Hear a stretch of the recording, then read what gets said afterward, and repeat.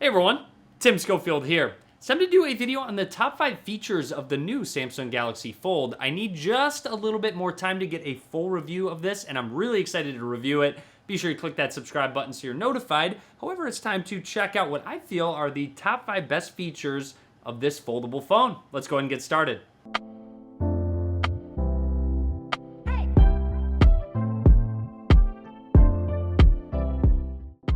Our first feature to show off, not necessarily in any particular order, is the display. And no, not the one you're looking at right now, the inside display. And obviously, phones can't have a 7.3-inch screen in this form factor because they just don't fit in your pocket. Having this phone for multimedia consumption has been great, whether I'm doing some gaming, obviously watching videos. However, one thing that is also excellent is reading documents or articles. It fits so much on the screen. You can pretty much just hold it with one hand while you read without having to really interact with your screen to scroll very often. I've read through a lot of different contracts, and it's been nice to just kind of hold it there without having to deal with scrolling all the time.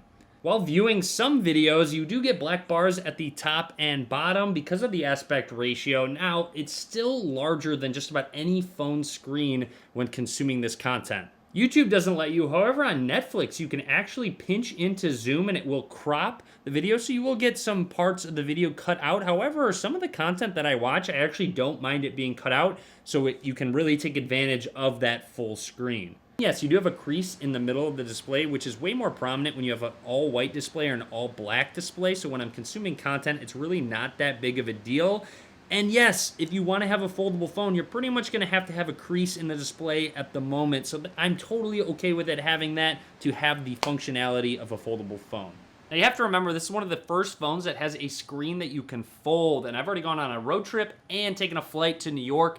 And having this large of a screen that I can fit in my pocket has really been a game changer, and it really eliminated the need for me to carry a separate tablet. On to our next feature, and Samsung's done a really good job at figuring out how people are actually going to use this phone. Now, with the smaller display, you could be browsing something casually or maybe checking an email or a notification that you really need to interact with. So let's say you're just quickly browsing Reddit and you see something that you want to read. You're probably not going to want to read it on the smaller screen. So with app continuity, you can open it on up and it is ready to go on the page that you had it on, and you could just go ahead and read or interact with whatever content you were using on the smaller screen. Now, when I do close the phone, it will actually close out, so when I unlock the phone again, I'm back on the home screen. However, they've done a good job with reverse app continuity, where you can actually pick and choose the apps that will keep running when you close the phone. All you really have to do is jump into settings and you will see continue apps on front screen. So it gives you a list of the apps that have that option. I've used the camera continuously to the front screen and a lot of audio apps. So you see a meditation one. I've used Lyft, Google Maps. So if I want to go ahead and test one out, so Pocket Cast, that's what you can go ahead and listen to a podcast with. So it looks like they got a nice dark mode update. So let's say I'm listening to one of the podcasts that I normally listen to, and I hit play and I close the phone. You'll see it will stay unlocked and continue that specific app, which has been really nice because a lot of times I'll just close it and then want to quickly go into that podcast, maybe browse through and do some other ones. So specifically, those apps for now are the ones that I've used. But again, app continuity has been really well thought out by Samsung.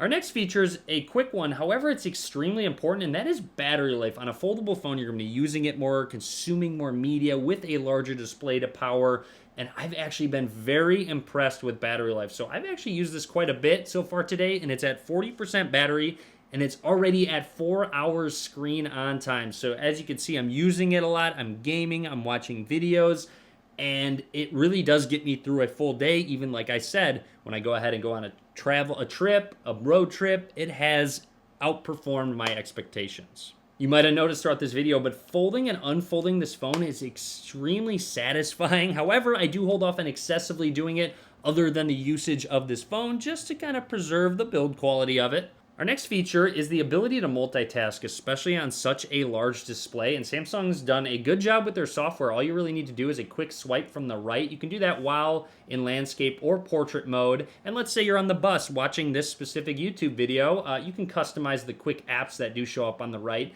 and you want to take a Snapchat without leaving that specific video, you can go ahead and snap the picture, send it on its way, and then if you just go ahead and back out of the app, there it will load up that video again. That's just a quick example. I do it all the time with text messages while I'm consuming some content. You can also push apps from one side to the other depending on how you want the content to look. And you don't even just have to have 2 apps open at once. You can open up 3 apps at the same time. And yes, it does take some learning. You really need to know the specific scenarios you're going to want to have 3 apps open. But it's awesome. They give you that customizability and functionality. And with these apps, you can't go up and down here, but you can go left and right still. So if we want to go ahead and look at more of the video while browsing your Twitter timeline and reading an article, you can go ahead and do so. A feature Samsung has had on their phones for a long time is being able to put it into a bubble. So you can go ahead and quickly pop out the app right here, and then if you tap on it, you can shrink it down to just a simple bubble, like a little head right there. And you can swipe it wherever you want. So if you have 2 apps open at once and then you're like, okay, let's go back to this specific app, you can have it in a floating window. So again, multitasking is just so much more useful because you have so much more screen real estate. Our 5th and final top feature, of course, with all this multimedia consumption, video, gaming, you need some speakers to go with it, and Samsung's done a good job with the stereo speakers. You have 1 speaker here down at the bottom, and 1 at the top as well. Now, one thing I want to mention, let's go ahead and play a quick song. It's about at half volume. I'll turn it up so the mic can pick it up in just a second. However, the tendency for me while gaming specifically is to hold the phone like this because there's a camera bump right here and I don't want that in the way of the thumb controls. But when I'm gaming, my hand will start to cover up these speakers that are on the bottom corners. So while watching a video, it's not a problem. Usually I'll watch it like this with the sound coming out the sides, but while gaming, it doesn't make sense with the camera bump. So I do wish Samsung actually just kind of flipped the speakers to have it on the other side of the fold. So that's just a personal opinion of mine, but other than that, the quality has been great. Again, just wish they changed the placement a little bit. And that's really about it. So hopefully you enjoyed the video. The top 5 features of the Samsung Galaxy Fold, more to come. I'm really excited for the full review. Let's turn this up even more.